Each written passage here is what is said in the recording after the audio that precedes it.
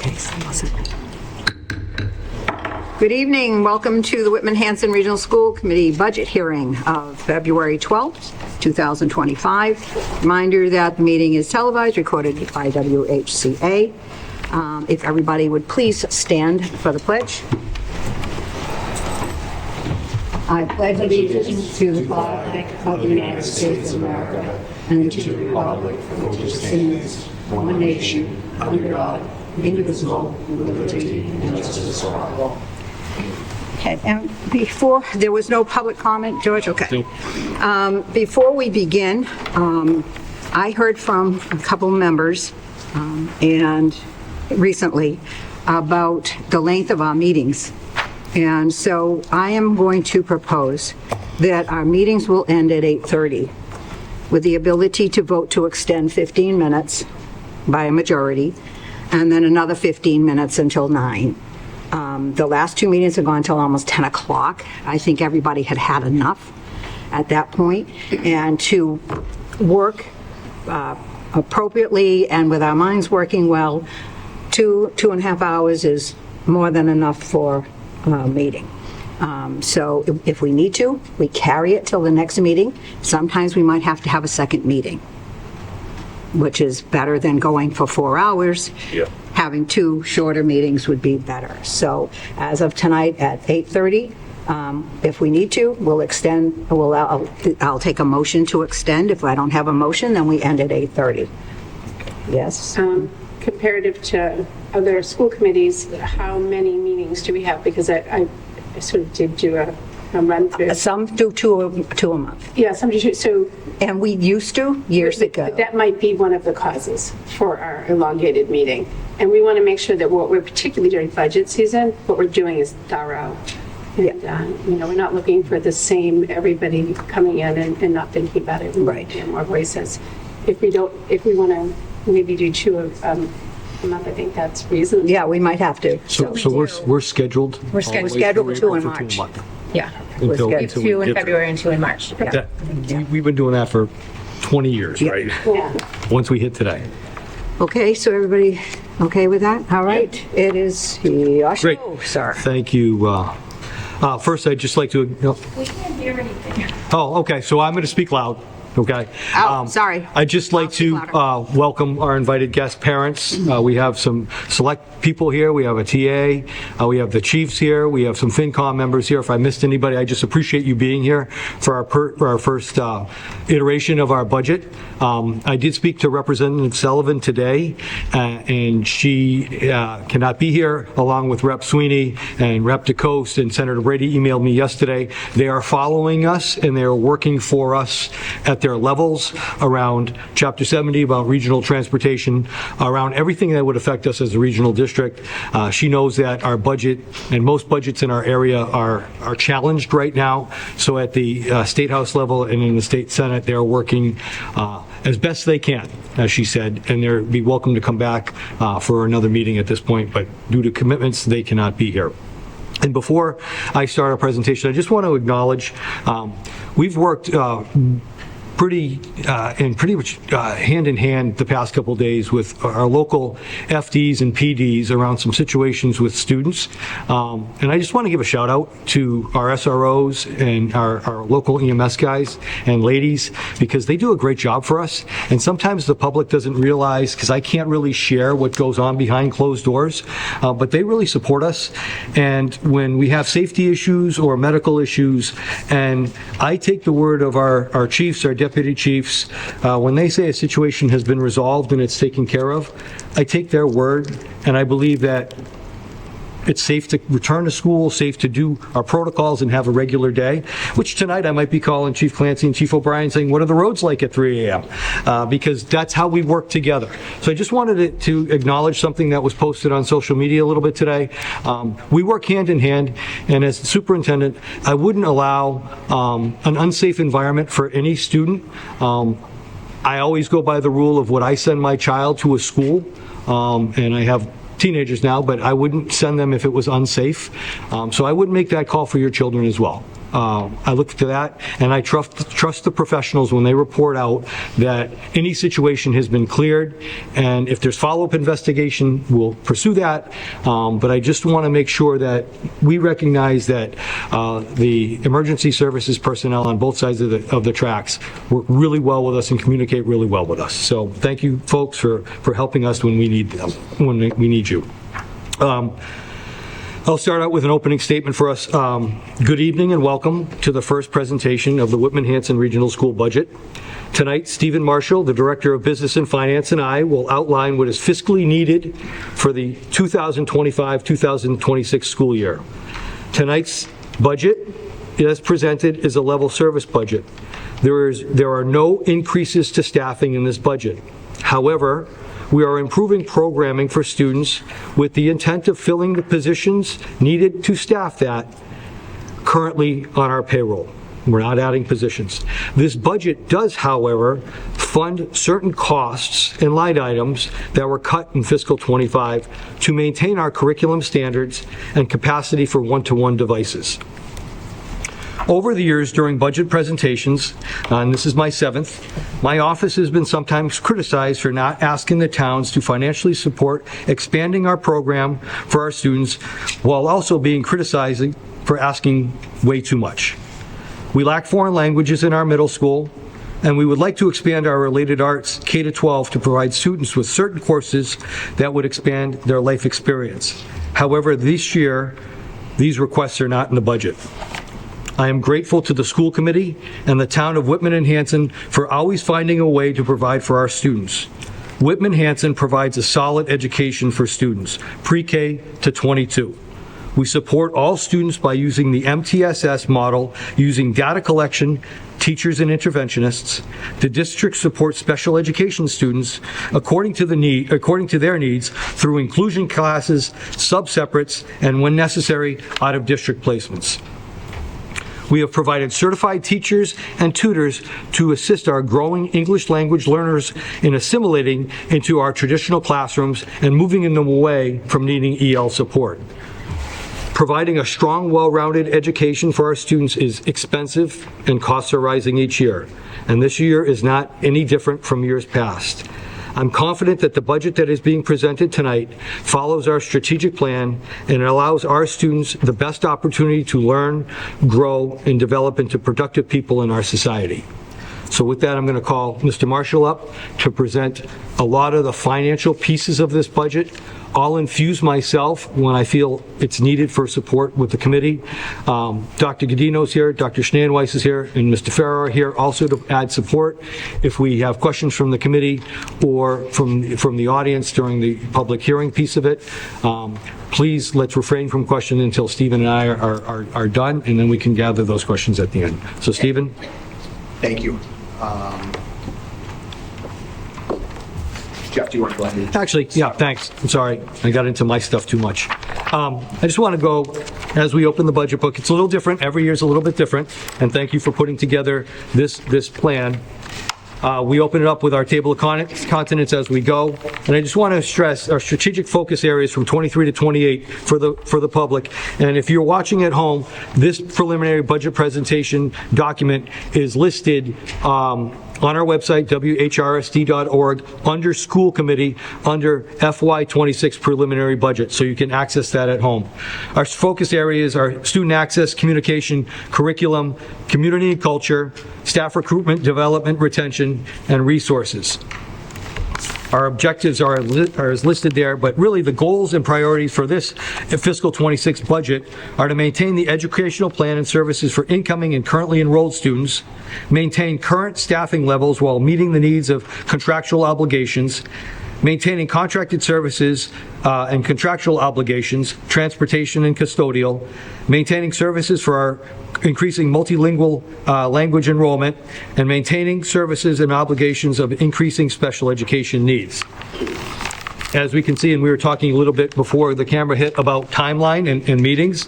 Today we're meeting as a public hearing. We have our general school committee meeting set for February 26th. past practice says we discuss budget everywhere until town meeting. So we have a scheduled meeting for February 26th. March 12th is a scheduled school committee meeting. March 9th is a school committee meeting if needed. 19th, March 20th is the deadline that we have to submit an assessment to the towns for town meeting. For those of you who are our first timers watching our budget, the school committee's one of their primary focuses, other than hiring and firing the superintendent and policy, is to solidify a budget and send an assessment to the two towns. That assessment has to be sent 45 days prior to both town meetings, which take place on Monday, May 5th, in both communities. So we have to set an assessment by that date. A common question that occurs is the budget, once we set an assessment, usually doesn't go over that assessment, it doesn't raise. But at times it has lowered all the way up until town meeting floor. April 16th is another school committee meeting. Sometimes if we have issues around the budget, we have a meeting after the assessment is set, and then May 5th is town meeting. If needed, we've met in the past twice a month. Sometimes we've had to have an emergency meeting to make sure that we're on the same page or in alignment with the funding from the two communities. Stephen, you can take over. Thank you. So just quickly, we'll touch on enrollment. Superintendent went through enrollment at our last meeting in some more detail. There is an error on this page, but our 24-25 enrollment was 3457, which is 26 students less than 23-24. That number 3483 was the number for 23-24, and you can see the total of our enrollment broken out by each of our locations. Talk just quickly about Chapter 70. So Chapter 70 program is the major program of state aid to public school systems across the state. In addition to providing state aid to support school operations, it also establishes the minimum spending requirements from the town.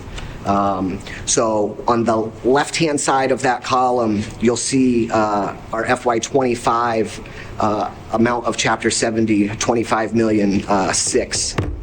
And then below that, you'll see the foundation budget, the required district contributions, and then foundation aid. You can see is a zero increase in the foundation budget from last year to this year.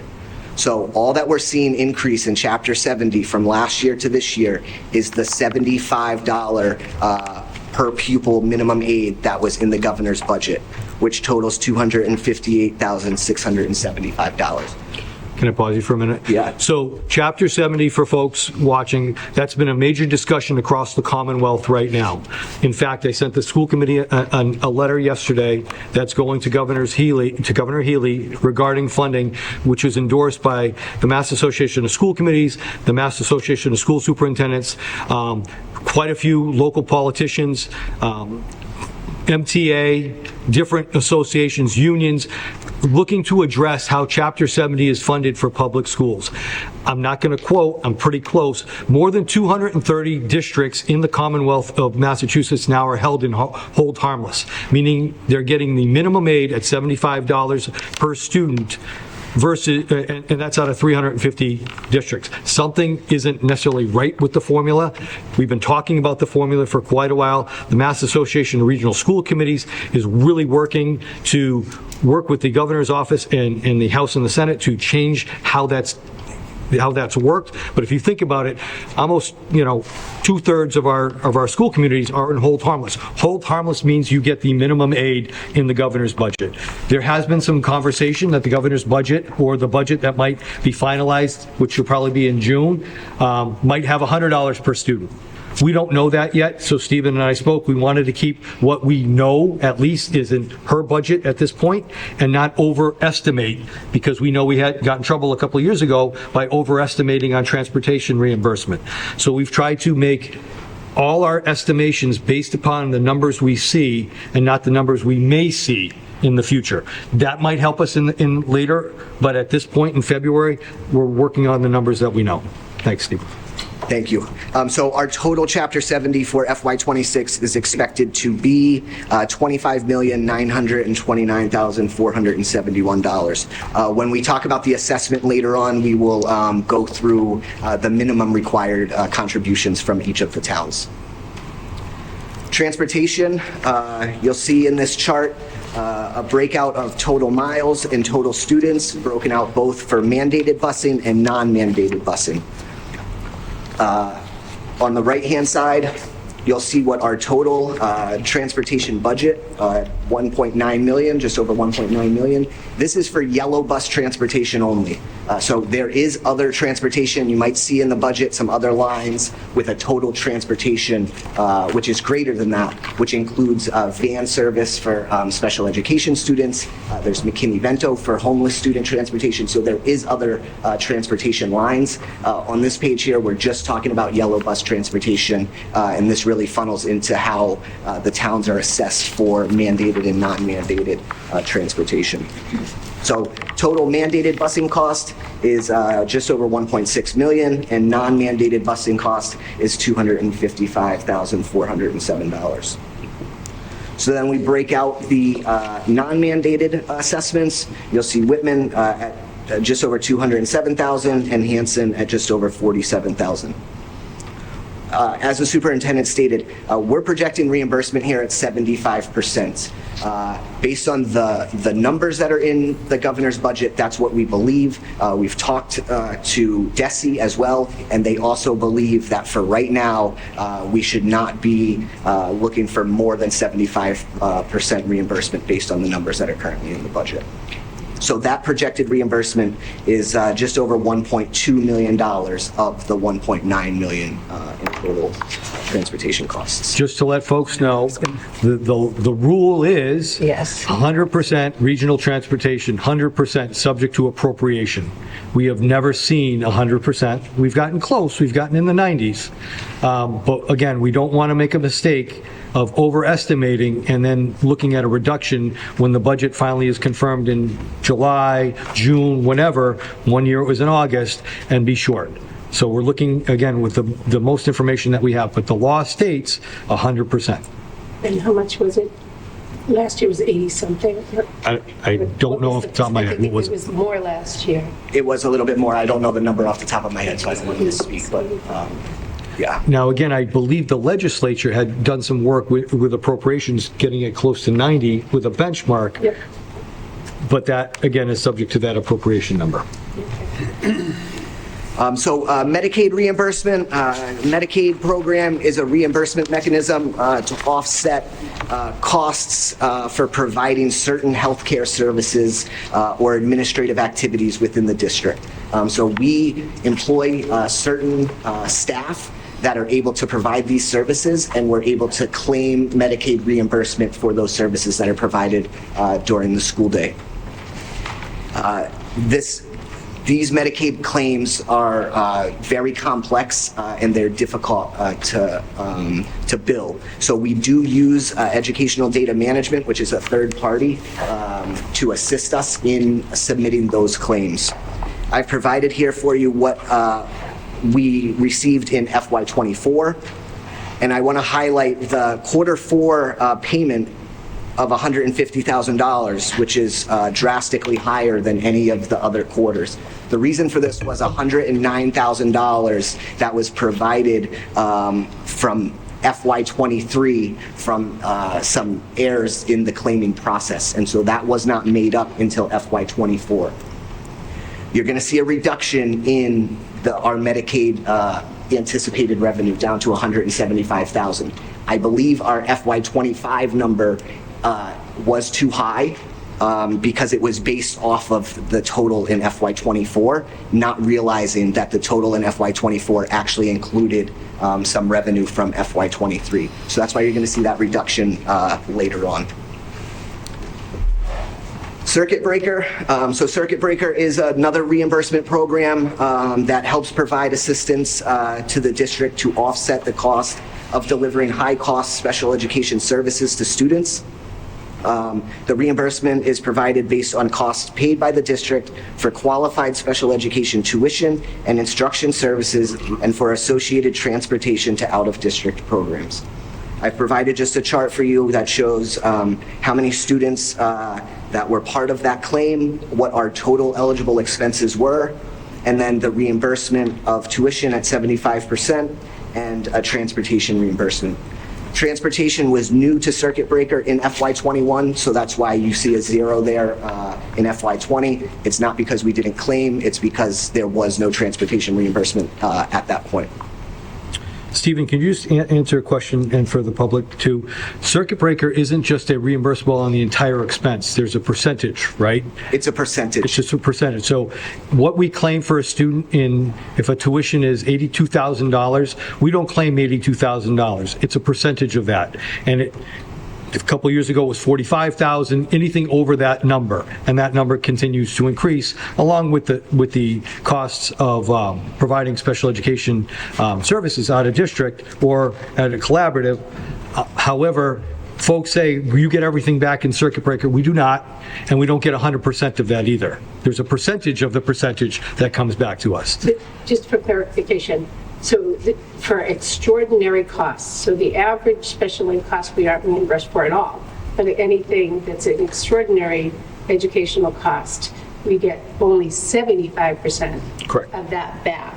So Of the that's, overage or of the total? but that's not of all of education. Those are only students that go way above the average. Usually it's an out-of-district placement. Yeah, so what we're saying, so just to clarify what you're saying is that you're not even getting 75% of our education, it's fractional. It's fractional, correct. Thank you. Stephanie? And I'm just curious, so total eligible expenses in fiscal year '24 was 5.4, right? And at 75%, it's 2.1? That's just the tuition. Every eligible expense is going to be reimbursed, so Oh. it's not that clean cut. Yeah, that's what we were just saying. It's the tuition. Yep. Yeah, because that one, the 75 is just the tuition alone. It's not counting the other stuff. Wow. So one more thing. Sure. The 75% reimbursement, is that the amount over the average, or once you hit over the average, it goes back? So it's 75% over the number that is eligible, Yep. and the eligible number is not the full number. Gotcha. So the extraordinary cost is what they're saying. So you should be expected to pay your special ed costs, but there's going to be huge jumps. So they're going to, anything that's outrageous, they're going to only pay 75% of that. So I like to use the number like clean, it's $50,000. You'll see, Anything over anything over 50, get okay, 75%. you get 75% back. Yeah, that's a great way. You have to pay the 50 first. Well, we pay the Which ends up 50 being- first, correct. which ends up being- And transportation is just started to be reimbursed at 25%. And transportation costs, as we know, are extremely high. Thanks, Eden. Jeff? Yes, sorry. What qualifies as an extraordinary cost? So when we look at something, not necessarily what's housed in-house. So programs, a special ed program necessarily wouldn't qualify. It could be, we could put it under. Who qualifies it? So, like, we'll send the bill to them. And somebody But- that just says yes or no? If Beth isn't, so we send in those claims. So we say this is an extraordinary cost. Correct. So we And will send somebody it that could say, tuition. no, it is not. No, they don't say no. Okay. But they wouldn't pay for Beth as a teacher.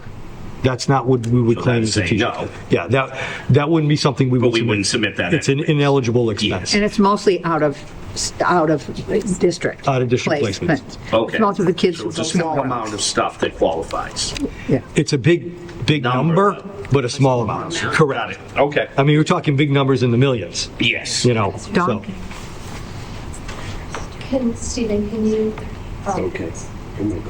confirm this, that for circuit breaker, all special ed costs are qualified? When you use the term extraordinary relief, that's something different that the district can submit annually for extraordinary relief when there's a move-in that it can. So there is extraordinary relief in the circuit breaker program. That is just if your expenses exceed a certain threshold from prior year, and then you would qualify for that. And so the district submits, claims early on to determine if they would be eligible for extraordinary relief.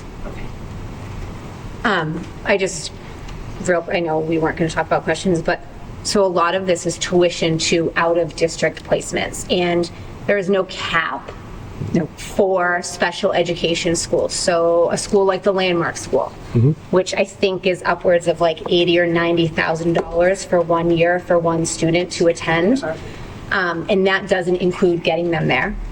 And there's no cap. So that student can go to that school for that first year, and it can cost the district $80,000. And there's a lot of protocols and things to get a student there.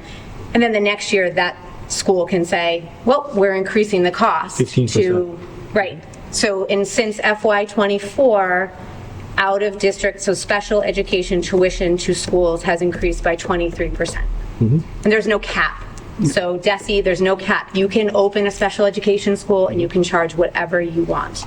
So when you look at this chart, it's costing our district $5.5 million to service 38 students. Of eligible. Correct. So it's not even the full amount. Right. So that's again why we want to be clear, and I'm going to actually speak, once Stephen gets, I'm going to go into SPED a little bit. 2.4 of that? What's that? So it's $3 million out of our pocket for 38 kids. Probably a little more. I mean, Well, it's Probably. 5.4 to 2.4. yeah, but that's what we got back. Yeah, ouch. So later on, I have a top add-on that I'll discuss special education a little bit more in detail. So continue on, Steve. Thanks. So moving into our projected expenditure summary. So in the appendix has the line item budget, similar to that I did in my quarterly report. We tried to just pull this down into some smaller categories. So in a small chart, you can essentially see what the total expenditures would be. So you can see we're budgeting in FY26. Our bottom line budget is $66,306,276. This is an increase of $3.3 million over FY25. And you can see, each of these lines, I will just highlight employee benefits going up. That is largely due to our anticipated projected increase in health insurance costs. Instructional services and instructional supplies speak back to us adding back in some of the items that were cut out of the budget last year. And the insurance line is not health insurance. That is our property and liability insurance for the district. That is based on what our current policies are costing the district. So that's where that increase comes from. We have some increases in operational services and supplies.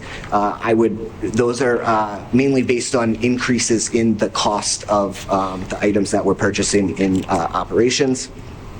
And then you'll see the number 1.9 million increase in salaries. Again, there is no additional positions in this budget. That is just to fund our current staffing levels. And you'll see a small increase in tuition. And I just want to back up real quick. Our salaries, we did have a change, and I think we came to you earlier in the year. We have a special education grant, the IDEA 240 grant. That grant is about $1 million for the district.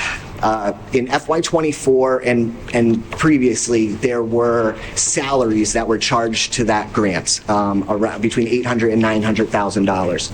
When you have a grant from DESE, it is a requirement if you have a professional staff, a certified teacher on that grant, that you pay an additional 9% in MTRS. So that amount of Can you salaries. just qualify what MTRS is for? Sorry, Mass Teachers Retirement System. So to help fund the pension system, any grant that you receive, for those salaries, you must include an additional 9% in MTRS. So that was $85,000 that the district was paying out of the grant to MTRS. So we decided this year to make a change and charge tuitions to the grant to avoid paying that additional $85,000. So it's essentially, it was a savings to the district of 85 grand from the way that it was previously done. So there was a shift in tuitions and salaries in this budget. So to clarify for folks out there too, the district does not pay into MTRS other than what's coming from a grant. So that's a little oddity that when DESE gives us a grant, no matter what it is, we have to contribute and budget for contributions in that grant for teachers to MTRS. However, there is no MTRS line item. We don't pay for retirements. Teachers pay their own MTRS. Okay, so that's an anomaly that Stephen picked up on, and it's something that we looked at to say we can save some money here by transferring funds. So you're going to see a jump in that line because, like, we didn't hire $1 million worth of sped teachers. Okay, we just moved money around to do almost $100,000 in cost savings. Did you want to jump into any of the back? Yep. Or do you want And just another clarifying, when we talk about insurance a little bit, outside insurance, Stephen will talk a little bit. One of the line items is our property casualty insurance. Post-breach, as most insurance companies do, they'll pay for your damage and then your claim and your premiums then go up. Ours went up substantially after we claimed $500,000 for the breach in 2022. And also, you know, I will also say we spent $650,000 in E&D to get us whole again in September of 2020. What's that? Hanson Middle flood.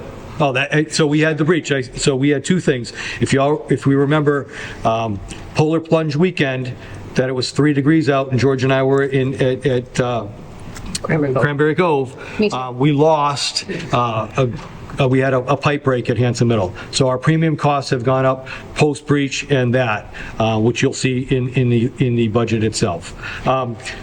Good transition time. We were talking a little about sped. So if you folks go to the appendix or additional information in the back, I'd like just to talk about, when I say level service, what we do here, do a lot, and I think we do a very good job. I can't say enough about our teaching staff, our support staff, our paraprofessionals, working really hard for our students in difficult times. I mean, I think people are uneasy about a lot of different things.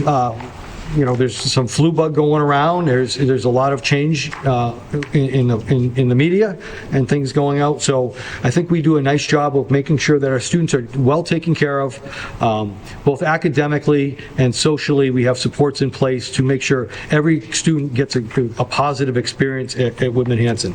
So number one is district-wide special education programs and services. Again, going into what we do, we start servicing our students at 3 years old. If a student qualifies in our preschool, if a student qualifies for special education or has received early intervention services prior to 3, we have to support that student and those student needs. There's a wide variety at 3 years old. It's speech. Some students are autistic. Some students are medically fragile. There's a wide variety of special education needs that we start students at grade 3. So we have ASD sub-separate rooms, which are autism support rooms, and we have integrated classrooms. The integrated classrooms are for students who are probably getting some special education services, are in school with tuitioned in like peers. That's our preschool. At our elementary schools, we have a variety of programs.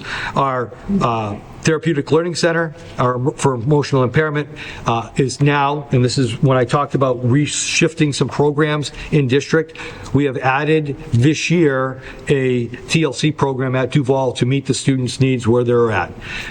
We've had a program at Conley. We have a growing population of need at Duval, so we shifted a staff member over from Conley right now to Duval to service our students. We have ASD programs at Duval and Conley, and we are growing another one this year based upon need. That is in the budget. Again, it's a different program, but it's within the terms of what we have presented in current staff. PACES is at the elementary as well for developmentally and intellectual disabilities, and our language-based program for students who are not necessarily fully integrated but need some supports outside of our PACES program. At the middle school level, we have a TLC, we have an ASD program, we have PACES as well, and then the language-based program. So you can see trickling up from grade 3, if you need services, we are there to provide those services. High school, we have PACES, so you can actually graduate out or matriculate through high school, grades 9, 10, 11, and 12.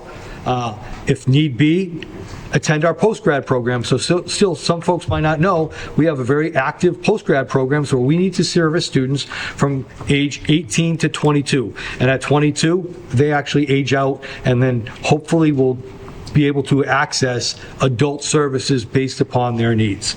We also have an ALC, which is our academic learning center for those students transitioning out of Whitman Middle School or Hanson Middle School that need a little bit more academic support and maybe a little bit more behavioral support, but not necessarily in a sub-separate section. They're just maybe taking some core classes with dual certified special education teachers in their content area. Whitman-Hanson is lucky enough to have in each core area at the high school a dual certified teacher in special education science, special education history, special education English, and special education math.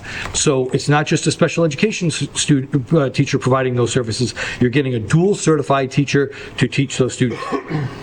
Those dual certified teachers then also go into our integrated classrooms and co-teach. So we are at a benefit by the personnel we have and have chosen to be here than many districts in our area, in our local area. The district employs 9 speech pathologists. Those are specially trained, certified folks to work with our students that have speech issues, and that is reading, speech, it runs the gamut. We also employ 2 SLPs, A's, which are speech language pathologist assistants, trying to not add another pathologist, trying to get a little bit away from some support without adding more to the budget. We hire 3 occupational therapists. We have 1 certified occupational therapist, or it's a level below occupational therapist, so it's called a CODA. And we have 4 board certified behavior analysts, or BCBAs. Last year in the district we had 5. We ended up making a cut. We realized that we're okay with 4. Again, and I'm not asking for that. Those folks go into classrooms and help service students that have certain behavioral issues that don't raise to the level of maybe moving into a sub-separate program. We have a contract service provider for our students that need PT. And if there's not a lot of students that need PT, but there is a certain number of students in district that we are legally obligated to provide physical therapy for. The district will have approximately 19 students placed in local collaboratives with an average cost of $82,310 per student. Those aren't negotiable. Hillary had mentioned there's a process to get there. The law states, and our district does, we try to create an environment of least restrictive environment or classroom setting for our students. So it goes from classroom setting to maybe an integrated classroom or a co-taught classroom to maybe one of our sub-separates to then maybe being an out-of-district. So there are 4 levels of that.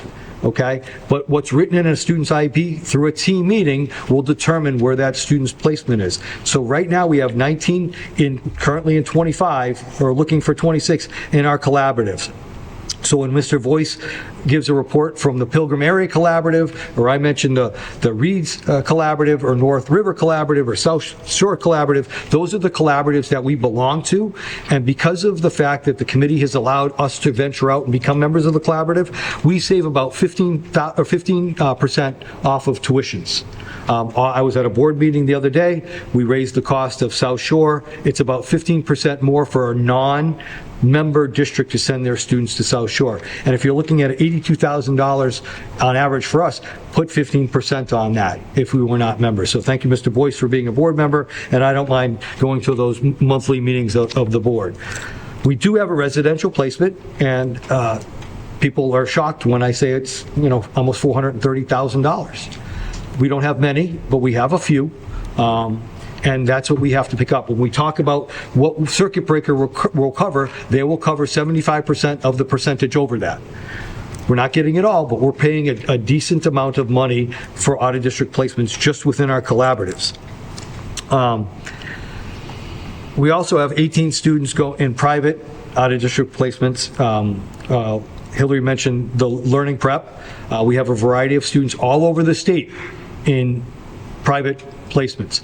Private placement tuitions have gone up extensively since post-COVID, and we don't really have control over that. We haven't seen some of the hits that some other districts have seen because we don't send a tremendous amount of students there, but it's enough that we're, dealing with a cost of $2.8 million, or an average of $160,000 per kid in out-of-district private.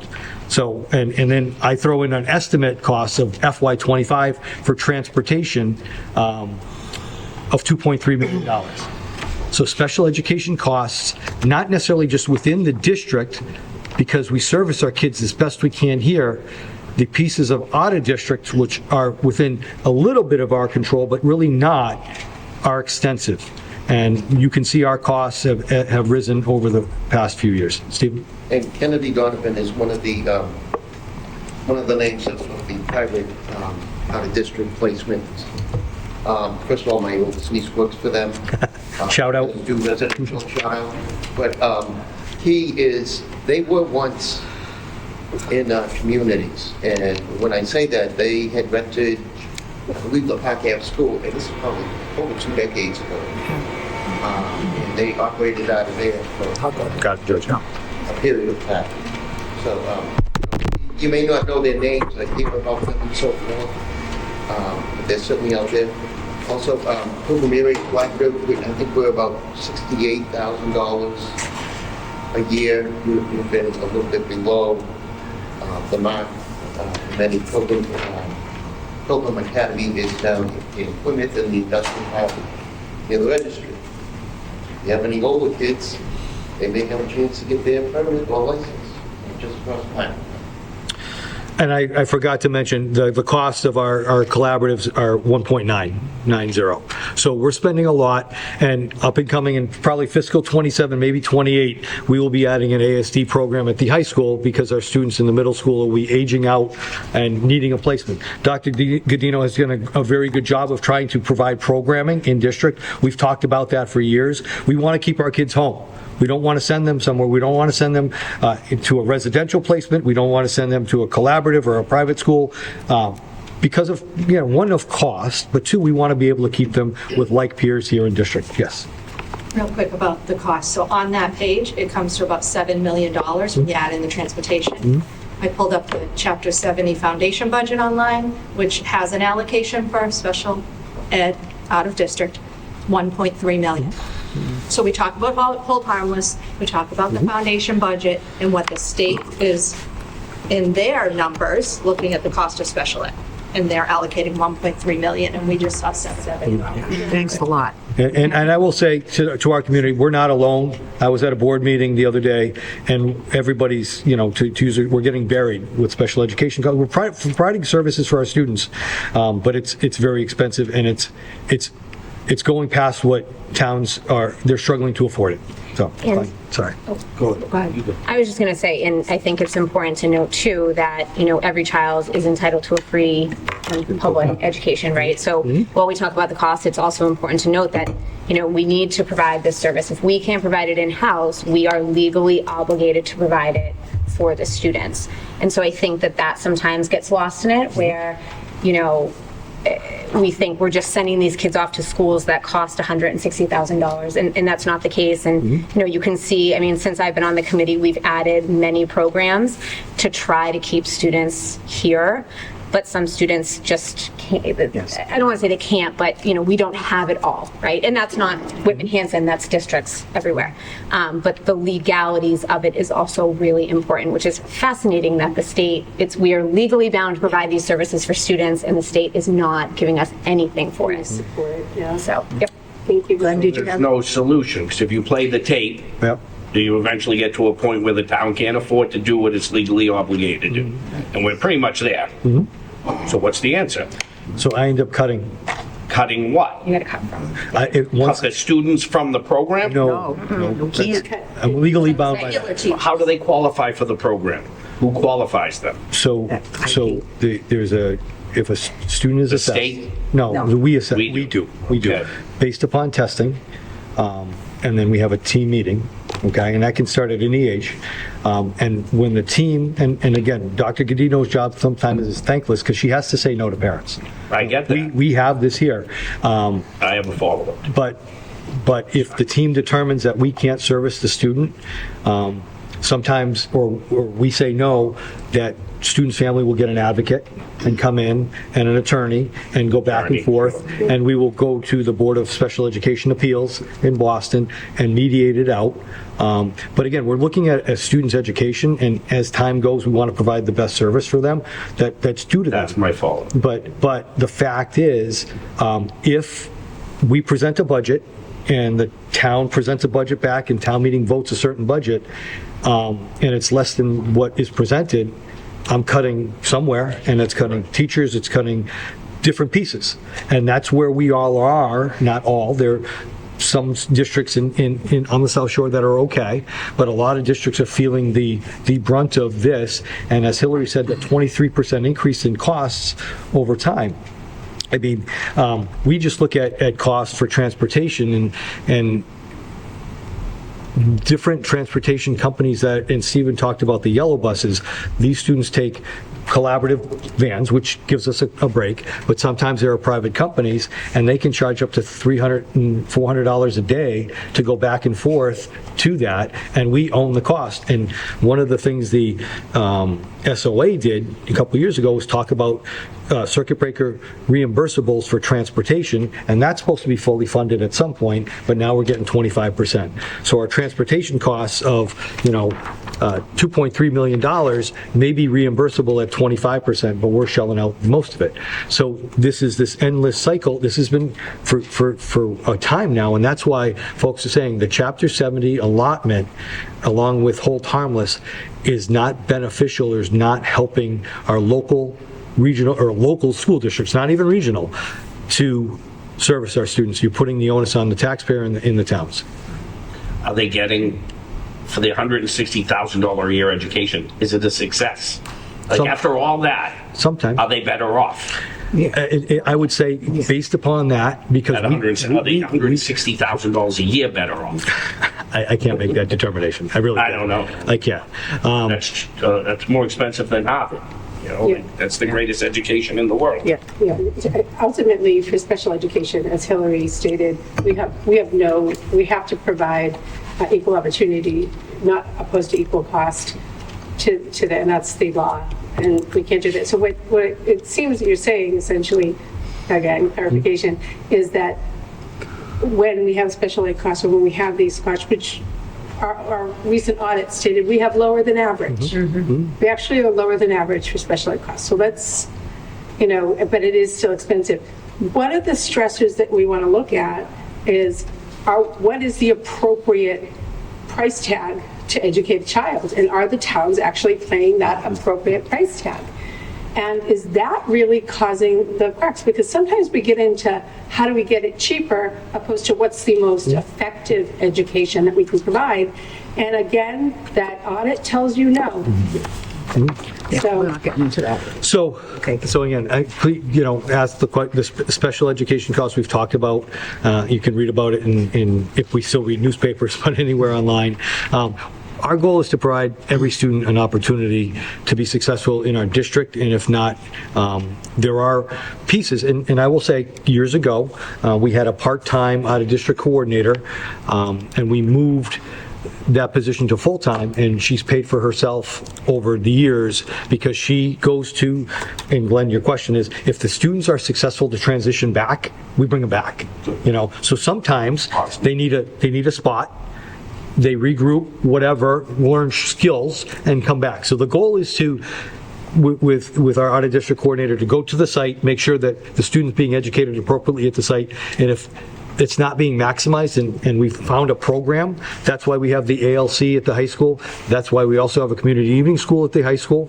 So we can potentially transition kids back. And we talk about the ASD program going up to the high school in a couple of years. That is our goal, to not send those students out, but have a program with the cost of a salary and a couple of paras. So, guesstimating, $130,000 to service 2 or 3 students instead of going out at $95 per. So again, those are the cost pieces. So, Next page, just, Dr. Nikki talks a little bit about our ELs.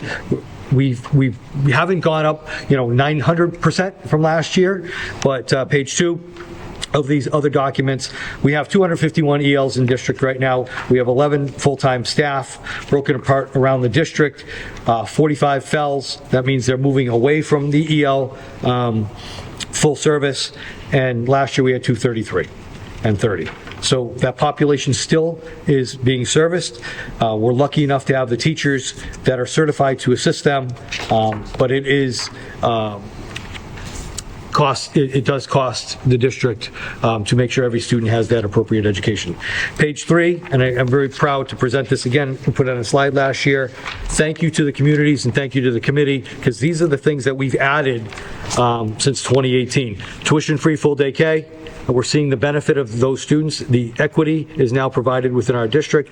The K-5 elementary math and science programs, the ELA and math program 6 to 8, our math curriculum 9 to 12. Remember, we hadn't had curriculum since 2001 for those curriculum areas. Special educators, we added to foster co-teaching, again, keeping kids in district as best we can. District-wide interventions in ELA and math, those are our interventionists. Win block, what I need now, full K to 12. Addressing students' needs on the ground level. I talked about the data, the teachers, and the interventions in my opening. Elementary class sizes are below 21 on the whole. I want to keep them there because I think we're seeing the gains with the interventions and the low class size. George and Nikki will present out again this spring on our mid-year assessment to see where they are. The interventions in the low class sizes are working for our youngest kids.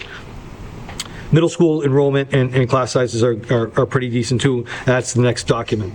We're still one-to-one with Chromebooks. They're starting to age out a little bit. That's why we're adding some funding to the budget, so we have a Chromebook refresh every year.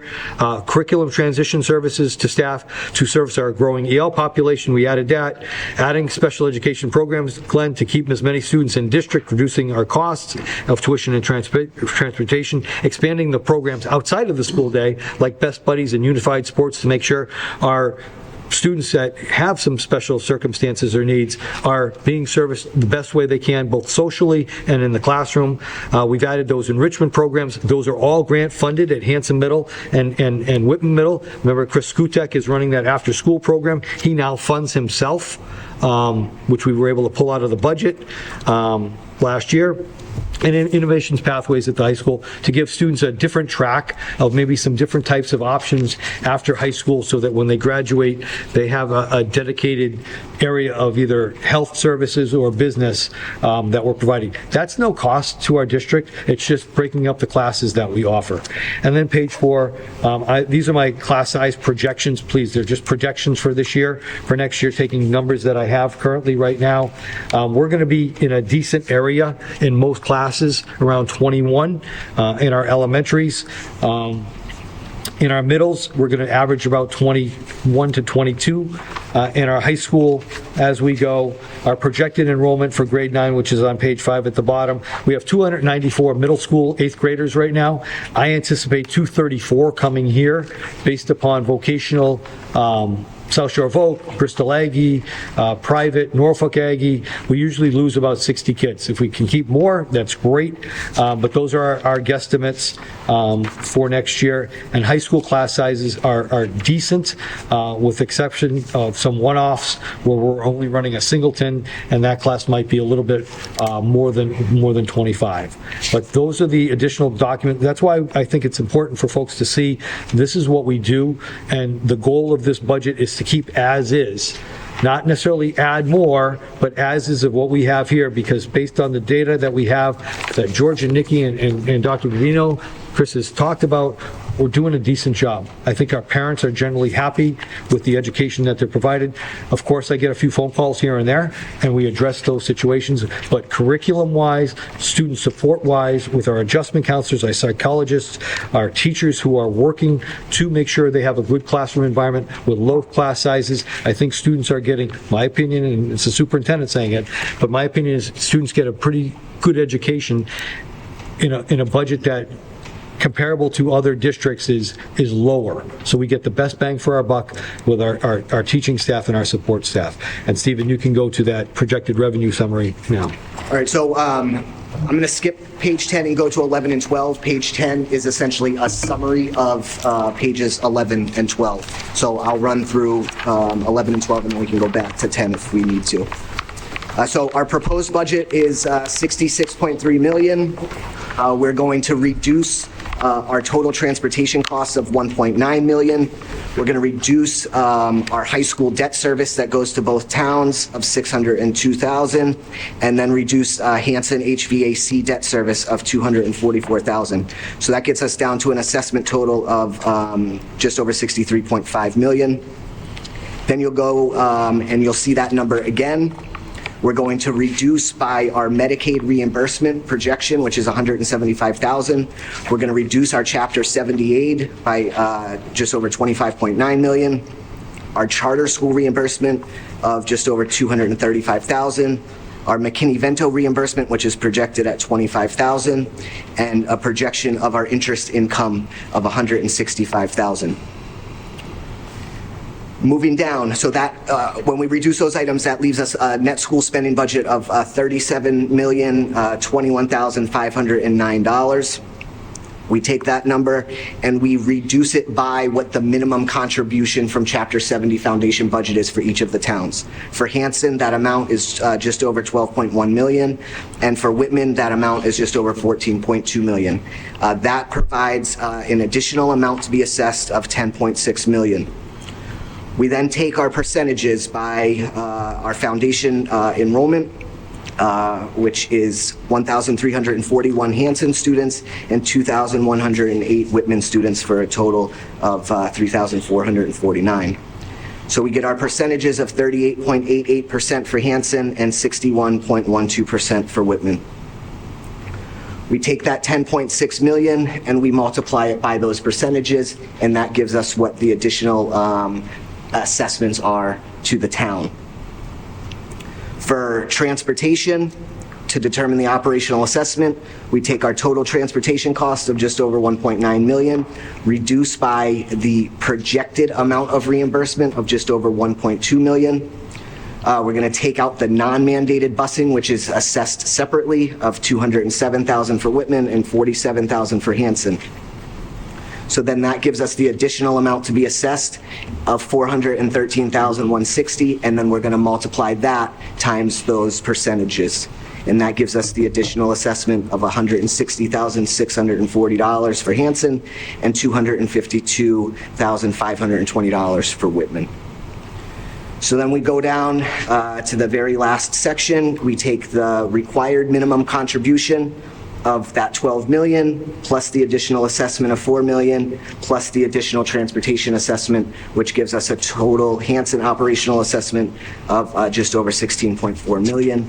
And again, the same thing for Whitman, which brings us to an operational assessment there for 20,982,000.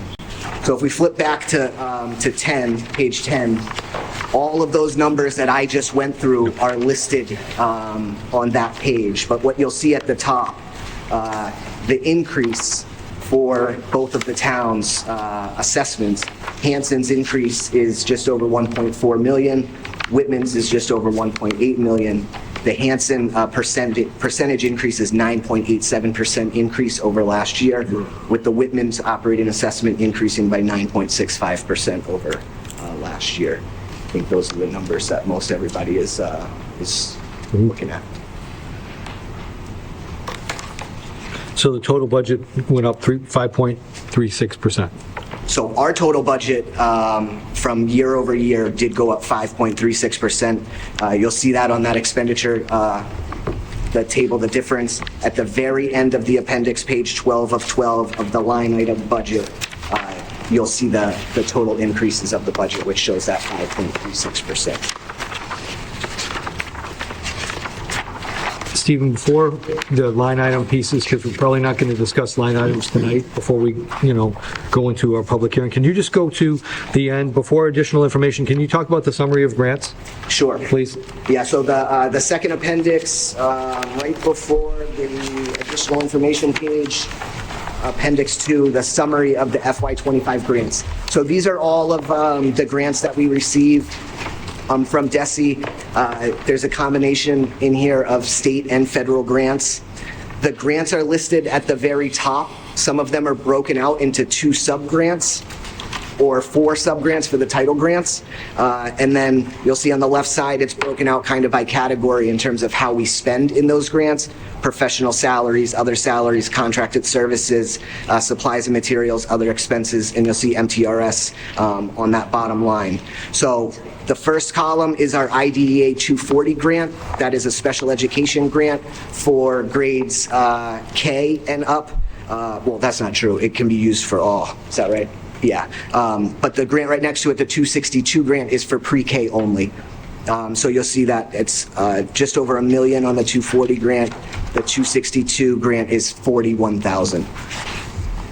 The next section is our title grants. So you'll see Title I, Title II, Title III, and Title IV. These are all federal grants that get passed through DESE to us. Those are entitlement grants, basically. They tell us how much they are, and then we apply and we get the money. It's not a competitive grant.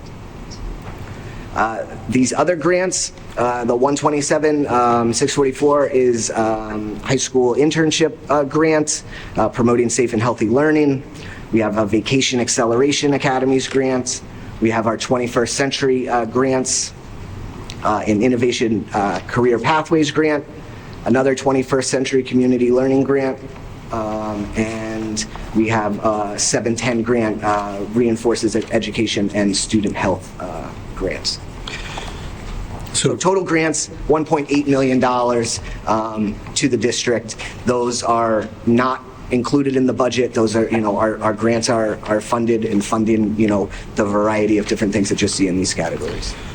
So one of the things that is concerning a little bit is the federal grants that are there. The first 2, the 240 grant and the Title I grant, you can see is, 240 is a little over $1 million, and Title I is $375. There has been some talk that we're going to eliminate the funding source from the Fed. It concerns me. Right now, it's in the budget. It's, $1.4 million in our budget, that if it goes away, I don't know where we're coming up with those funds for our students. That's something we've had for forever. 240 is the special education grant that Stephen was talking about before. We moved people over because of MTRS. Those are things. And the bottom line, that's $1.8 million that we spend on our students that is not in the LEA budget. These are grants. We provide we pay teachers out of that. Some of these, the 21st Century grant, are those special programs after school for some of our students at risk. So it's not only the course of the school day, but if we rely on grants, and I think it's pretty clear here that we do, that we don't ask the taxpayers to come up with this. If those grants go away, either we end up moving staff around, cutting staff, or not providing those programs.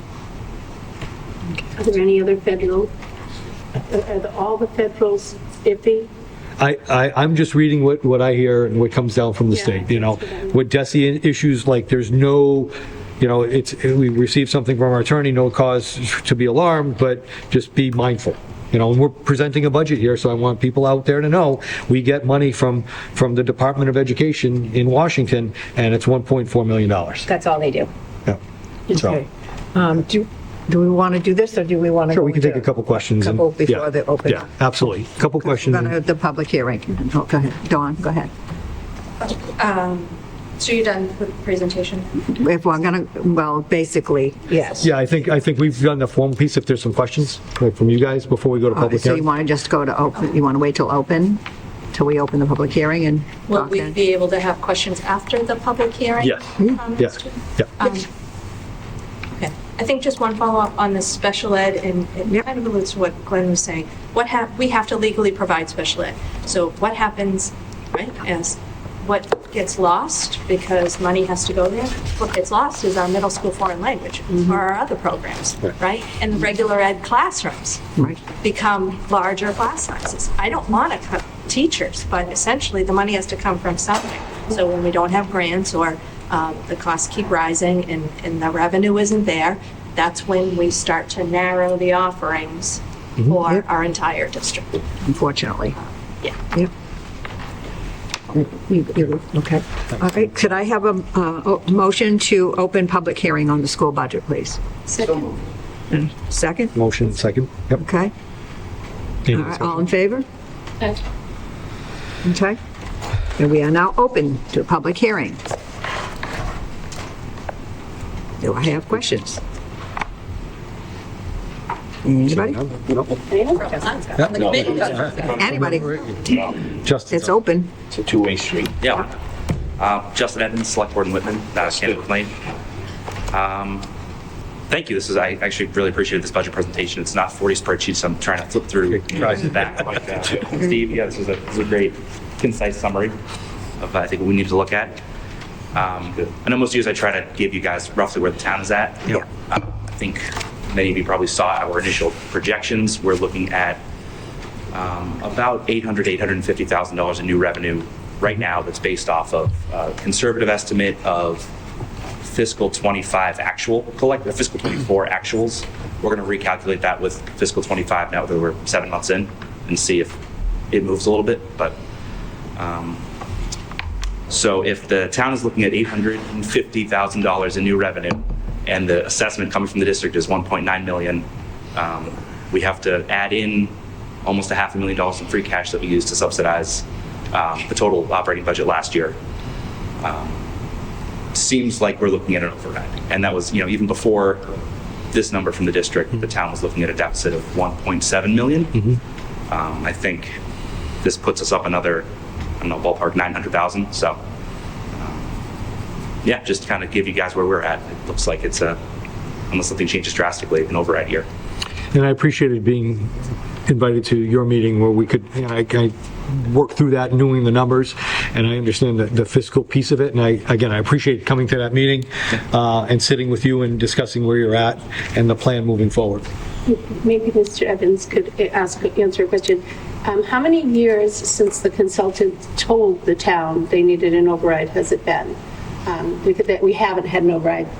I believe we had a consultant and we had a committee that said that we needed it some time ago. So the override evaluation subcommittee met for COVID. I think it was probably early fiscal 20. Yeah, so it's been some time that we've needed an override. Thank you. Yeah, I do have a question. I'm just kind of skimming through the summary here, and you mentioned health insurance increases. What are and sped? Are those the two major drivers in a 5% overall budget increase? 5.3. I think staffing as well. Staffing, sped, and insurance are the big pieces. Staffing's always the big piece, but yeah, those are the drivers. And then adding, and like I said, we're adding in close to $600,000 of curriculum and other expenses that we cut outside of personnel last year. So I think we ended up cutting $1.1 million last year out of it with personnel and that. And I will say for the public, I have some major retirements going in 2026. Contractual obligations for retirees is expensive. We've modified that in the Unit A contract since 2015, but we will have retirements in 26 and 27. However, being optimistic, when people retire, people coming in are less expensive. So this is a tough year for us with those contractual obligations going out. Actually, that is probably a good segue. So in our last select board meeting, we had the presentations of an audit about the district finances comparing to like districts. And Whitman-Hanson ranked at the top for salaries. And the auditor was unable to explain, where that was being driven from. My assumption is that it's because Whitman-Hanson has more veteran teachers than comparable districts. I don't know if that's your experience. You could answer that as a veteran teacher. That is one reason, but if you look at what you presented as far as comparison towns, if you look at really comparison towns, which would be Pembroke, Abington, Silver, the people around us, you would find that that's not true. But when you're comparing a place like Monson, that is in the western part of the state. Yeah, Dudley Charlton I thought was kind of funny. You're looking at the cost of living is so much less, of course, the salaries are less. So it's really, hard to say that, so in that audit, with those, places, those districts, yes. But if you look around here, no. Yeah. I mean, that's all I can say because, Rosemary and I had talked about it today, that, that's an issue because you're only comparing those few towns, districts, versus what is it like here? What is it like, with our surrounding towns? How do we compare there? And I find we won't be number one, we'll be down further, but a lot of it does have to do with experienced teachers. I won't say older teachers, I'll say experienced. And some of those people will be leaving in the next year or two, which is what Jeff was just saying, which might help us. But this is a tough year. Yeah. And we knew this because if you look at our 5-year projection, this was a tougher year too. We kind of knew that even before all the issues happened. So that's the only thing, that I just wanted to say on comparison of salaries. That's really, not a good salary chart comparison. For other things, that's fine, but certainly not for that. Our teachers are paid competitively. We do have a more senior staff. And again, if I'm looking at this bubble between 26 and 28, if we lose 15 to 20 teachers, that's a decent chunk of higher salaries. If you look at that range in fiscal 28, we're going to drop into the middle. Right now, because we're in negotiations right now, I think all you guys are in negotiations as well, we fall in the middle area of our local. Of course, salaries, as you go east, they get a little bit more costly, or the teachers are making a little bit more. You go a little bit more west, it's a little bit less. So we fall right in the middle. And maybe a little bit more than the middle. So if you take 10, we're 4 or 5. But that data point was a little sticking for me too. Yeah. But if you see, using that data too, I don't know if it's super accurate because we're in the bottom percentiles in some of those categories as well. Yeah. And I don't want to say that we are because I think we do better than that. So. Just quickly, do you, when you do comparative salaries for police and fire, do you actually use Western Mass states? I don't believe you do. I think that, where it's cheaper to rent a house and cheaper to buy groceries, you wouldn't use those comparisons. So I found that to be an odd place to do a comparison for salaries, particularly when most of those are districts that are like in Western Mass, except for Bridgewater, really, Lakeville, like those things are closest to cities. It costs more. We're only 20 miles from Boston. You know what I mean? So it's going to cost more to live here. Therefore, you have to have a pay to live. Just like you would with fire and police. I hope you're looking at their pay and what it costs them to live in their area as well. Yeah, we always try to look at like towns. Yep. Yeah, so I hope that, I was curious that you chose to do that, and I had questions, helped my chair about that immediately. And I talked to Beth too, and we have representatives from Hanson here as well as Whitman. If you want me to attend a meeting to go over some of those items too, I'd be very happy to attend a meeting and just go over, because there's a few, I watched and there was a couple questions that I could like to clarify. I think the 403B question was an interesting one. I don't receive $43,000 in 403B. If I would, I wouldn't be sitting here right now. I might be already gone. In our contract, in our teacher's contract, there is actually, when I talked about retirement benefits, in 2015-16, we made a move from a different type of severance to a calculated 403B contribution, and quite a few of our administrative team have that as well with our teachers. So it's not all going to the superintendent or assistant superintendent, which it was, but it's not. So I just wanted to clarify that, and thanks for giving me that heads up so I can clarify that publicly. But I'd be very happy if there's certain questions that I could answer via email, or if you need me to attend a meeting, I'm very happy to be there. Yeah, thanks. And I guess just one more question. So we're all in union negotiations. I know for the town side, we're trying to project, roughly what the salary increases were last year as we go through this process, not to try to tip our hand in negotiating, but just because we need a number to work off of. Do you guys, I assume you have something penciled in? Yep, we're working on a number. Yep. Projection. Okay. You're not zeroing right now? Correct. Okay. Perfect. Thank you. Beth. Anybody else? Well, it doesn't matter. Okay. I wanted to piggyback off of that question real Sure. quick. On page 9 of the expenditure summary, that salaries line item, with the contracts being negotiated, is that number based on current contract or projected where we think? It's an estimated guess. Okay, so it's based on what we think those contracts, hopefully where those contracts are going to end up. Okay, thank you. It's an estimated guess. Thank you. That's always difficult in contract time. Yeah. Anybody else? Hi. Hi there. Hi, I'm Emery Odell. Nice to see everybody. Oh, hi, Emery. And I just had some, maybe some questions on, I have a son in the high school. He's in special education. He's failing a lot of classes. Most stressful year I've ever had with my, with any of my kids. I have 4 of my own and, step kids. I actually started thinking about out-of-district schooling and seeing that number. It's crazy. And, I'm impressed with the staff here, and they have a lot of patience. My son's on the spectrum. He also has ADHD. He's executive functioning disorder and a lot of different other things, and he also hates school. And he's failing English in some of the major classes. What are we doing to improve a student's experience? I mean, 23% increase for those kids that are going out, and I was astonished, how much we're paying. That's a lot of money. Yes, we're paying a lot more for those students. And my son, who's not, he's not has autism, major autism, anything like that. He just has a lot of different learning disabilities that impair his access to the curriculum and his interest in school.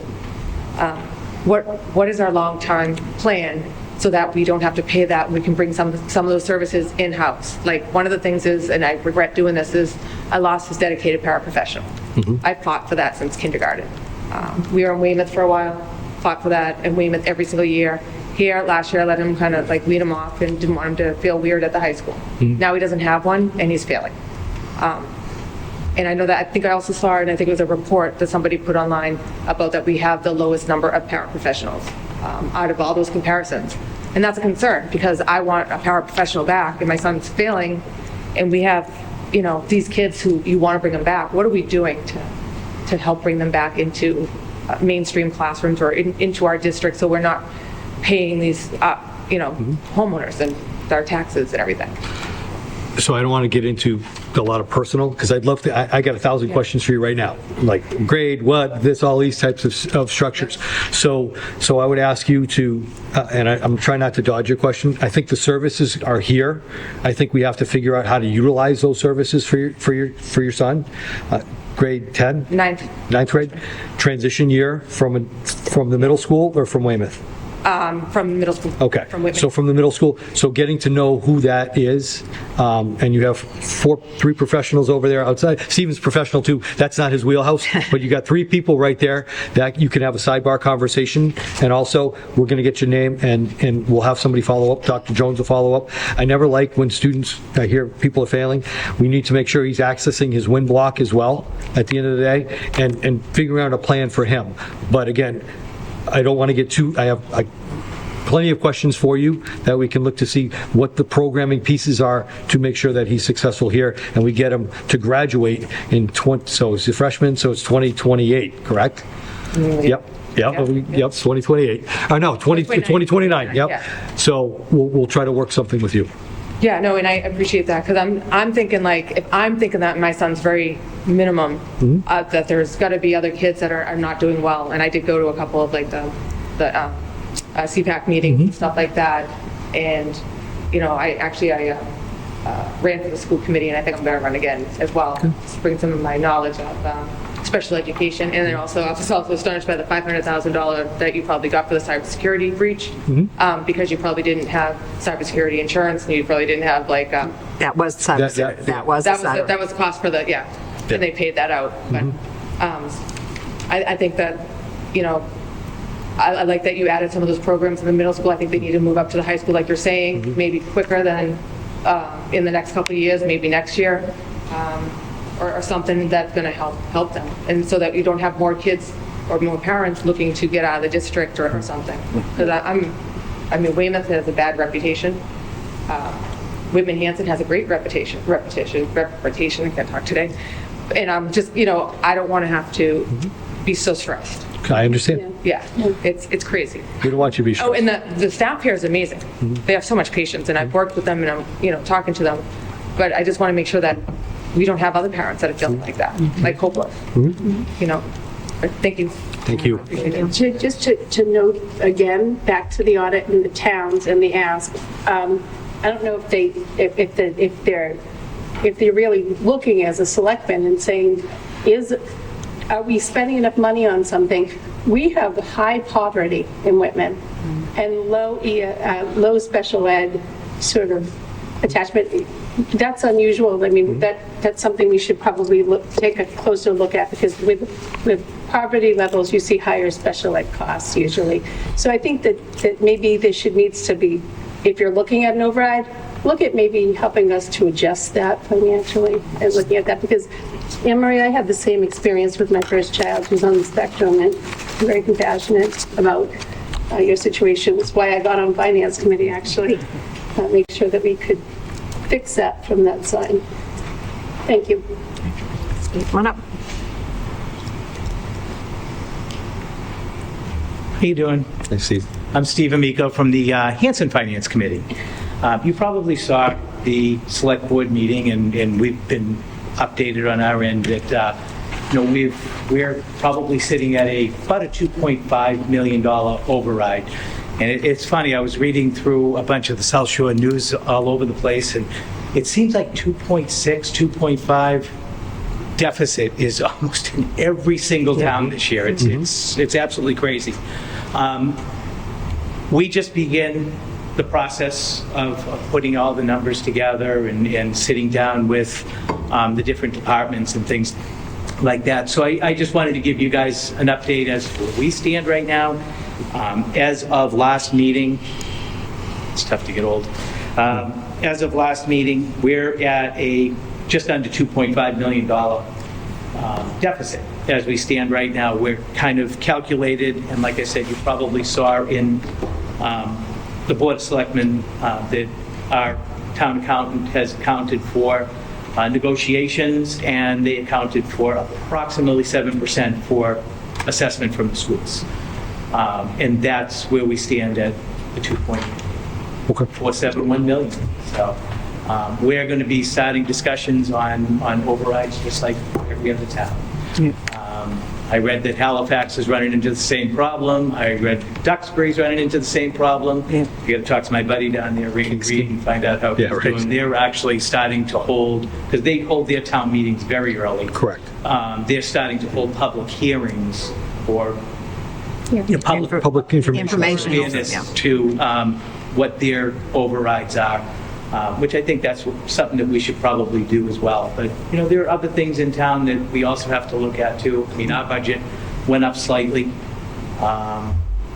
It's going to be a tough season. If we don't get overrides, we don't know where we're going to go. I mean, for you guys and for us. And we need the services. We do. So Hanson also had the same financial consultant do a report, correct? Last year, For financial, the Madden report. What was his recommendation, if you remember? Did he have recommendations for overrides and things? I wasn't in that. I just heard the big number, and I heard that his recommendation was to have a $5 million override. Well, that's the same as Whitman. That was, Yeah, right. That would kind of, throw everyone in a loop. I mean, as you saw, Hanover last year I think they tried to do a $6 million override, which was increasing people's taxes by almost $1,400 per household. And, we're in the process right now of putting together numbers. We just got them last week and they might even be on our website. If you go to the Hanson website, go to the Finance Committee, we've got some breakdowns on there. If we have $1 million override, what it would affect, each household, all the way up to, I believe it's $6 million that's out there. And it's quite extensive. I mean, it's going to be a lot of money for people. Now, Stephen, are you looking at the one time or over years, splitting years, or is Hanson just doing a one? Right now. 1 year? Right now, we're at a deficit of $2.5 million. So if we were to do an override, I would assume that it would be pretty close to the 2.5 or 2.6 just at one time. I don't think there's going to be any appetite for anyone to go for a larger override. It's just going to be, it just wouldn't happen. Yeah, and unfortunately, I think it's true everywhere, and I mean, I guess we can look at it in one way as like, well, we're not alone, but unfortunately, it's a bad place to be in a group of, in my opinion. Yeah, I know, my daughter lives in Whitman, and, they're going to be, they're going to be looking at not only, their issues, but they're going to be looking at, the new middle school coming to fruition in a few years. Well, and then South Shore Voc Tech, we just all overwhelmingly voted for that, and Hanson shares $11.7 million. No, I said on the Hanson, on the Whitman Middle School. Right, and then in 2 years, it's going to be South Shore Voc Tech. Well, South Shore Voc Tech, yeah, that's something totally different, and it's a different apportionment. I mean, even if the town of Hanson voted against it, it wouldn't have mattered because right, I understand. Majority of the town. People did. But I think it went over pretty well. And Tom Hickey does a good job of explaining it. And they're trying to put it together where it's as cost effective for each town as possible. I can't speak on it. But at the end of the day, Hanson's going to have $11 million towards that new building that we have to pay. Yeah, and I think it's probably going to be, one of the debt exclusions. They would have to go for a debt exclusion, which is different than an operational override. Yep. So, just like our share of the high school here, we're coming to probably pretty close to a close on that. Yes. 27. Yes. So, that's going to be coming off the tax rolls, which is a good thing. Yeah. But, there's, every town is running into it right now. And it seems, it's funny that I was reading it because everywhere is between $2.5 and $2.6 million. Whether you go to Halifax, whether you go to Plimpton, whether you go to Duxbury, it just seems like that's the number. And, how could we, all the towns in the area be that far behind over all these years? Yeah. God only knows. I mean, We saw a little bit of pullback from the states. They're not just pulling back from us, right? They're pulling back from over a period of time, right? And then they're increasing our responsibility for education. Our percentage went up with the Student Opportunity Act, our legal responsibility to pay. We have to recognize it. yep, there's a lot of money in the state that could be directed different ways. So Thank you, Stephen. Appreciate it. figure out how. Thank you, Stephen, for the info. Anybody else? Dawn? Nobody. Yeah. I have a few questions, or a couple on the budget. Jeff, because I haven't looked at the line by line, but I do have a question on how the allocations by school are determined. So I know there's several, I'm not going to point out any in particular, but Good, Stephen. can you sort of speak to how you allocate, those spending lines by school? Can you be more specific? Are we talking salaries, talking supplies? Like your supplies and, Is there a page that you're referring to in particular, or just?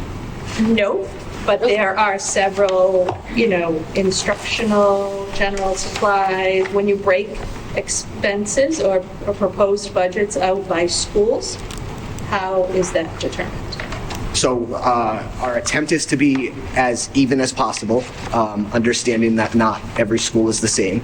So there are differences. So it's a combination of that and what we know past history has been and what spending has been in certain categories. That's the best way I can answer your question without looking at something specific. It would also be number of students, I would think, too, per school. Yeah, size of the school, the number of enrollment, staffing. There's different programs in different buildings that are going to require a different level of funding. So it depends. And then some items are just kind of split. Each school gets $500. Okay. And then as far as the line item pages, that's, one of 12, the columns at the top say FY24 appropriated, FY25 appropriated.